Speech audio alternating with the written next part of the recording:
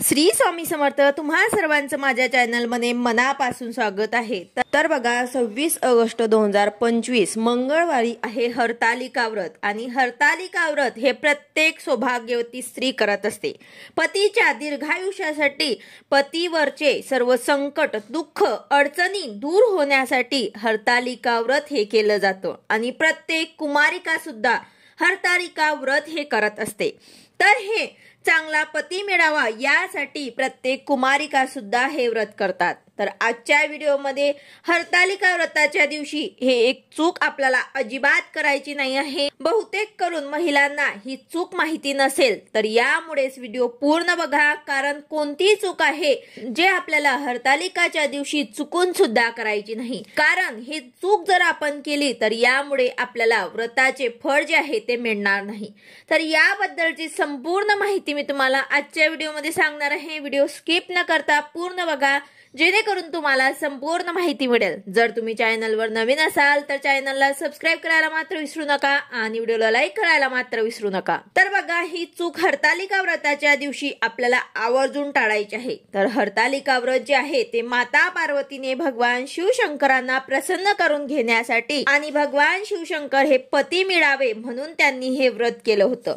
सर्व व्रतांमध्ये कठीण व्रत हरतालिका व्रत मानलं जातं. काही भागांमध्ये हरतालिका व्रताच्या दिवशी पाणी सुद्धा पित नाही किंवा पाणी सुद्धा ते ग्रहण करत नाही. व्रताच्या दिवशी महिला पाणी सुद्धा पित नाही किंवा मग पाणी सुद्धा ते ग्रहण करत नाही. तर काही भागांमध्ये फळे जे आहे ते आपण व्रताला खात असतो, ती फळं खाऊन नैवेद्य म्हणून दाखवतो आणि ती फळं जे आहे ते खाऊन हे व्रत केलं जातं. तर आपल्याला कोणकोणत्या गोष्टी आहेत ज्या या दिवशी आवर्जून टाळायच्या आहेत. तर बघा, भगवान शिवशंकराची वाळूपासून पिंड तयार केली जाते. त्याचं पूजन या दिवशी हरतालिकाच्या दिवशी केलं जातं.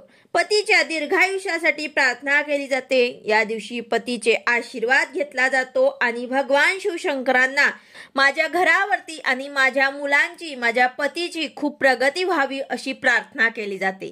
यानंतर आता कोणकोणत्या चुका आपल्याला या दिवशी अजिबात करायच्या नाही आहेत ते आपण जाणून घेऊया. तर बघा, सर्वात पहिली चूक म्हणजे हरतालिका व्रताच्या दिवशी आपल्याला आपल्या रागावरती नियंत्रण ठेवायचं आहे. आपण जेव्हा व्रत करत असतो तर त्यावेळेस आपल्या मनामध्ये कोणत्याही प्रकारचे कुठलेही नेगेटिव्ह विचार आले नाही पाहिजे. कारण ज्या प्रकारचे आपण आचरण करत असतो, आपल्या मनामध्ये ज्या प्रकारचे भाव असतात तेच भाव आपल्या चेहऱ्यावर सुद्धा येत असतात आणि तेच भाव आपल्या ओठांवर सुद्धा येत असतात. तर त्यामुळे सर्वात पहिली महत्वाची चूक म्हणजे या दिवशी आपल्याला घरामध्ये भांडणं करायचे नाही. वादविवाद, कसलीही कटकट आपल्या घरामध्ये होऊ नये याची आपल्याला काळजी घ्यायची आहे. तसेच या दिवशी कोणाबद्दलही अपशब्द बोलू नका. घरातल्याच्या बद्दल सुद्धा किंवा इतरांबद्दल सुद्धा चुकूनही काही बोलू नका.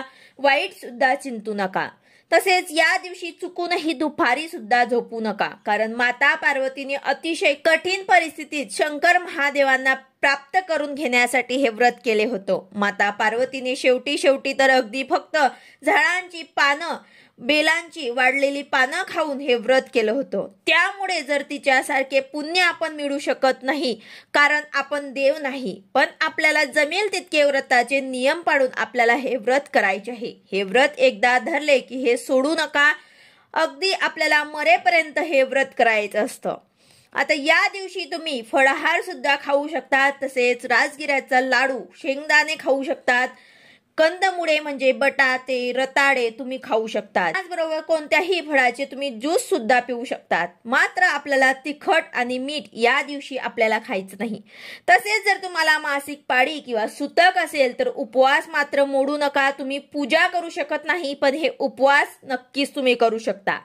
त्याचबरोबर या दिवशी रात्री 12 पर्यंत जागरण करून भगवान शिवशंकरांची आराधना आणि सेवा आपल्याला करायची आहे. तसेच भगवान शिवशंकरांकडे आपल्या घराच्या, आपल्या पतीच्या कल्याणासाठी प्रार्थना सुद्धा करायची आहे.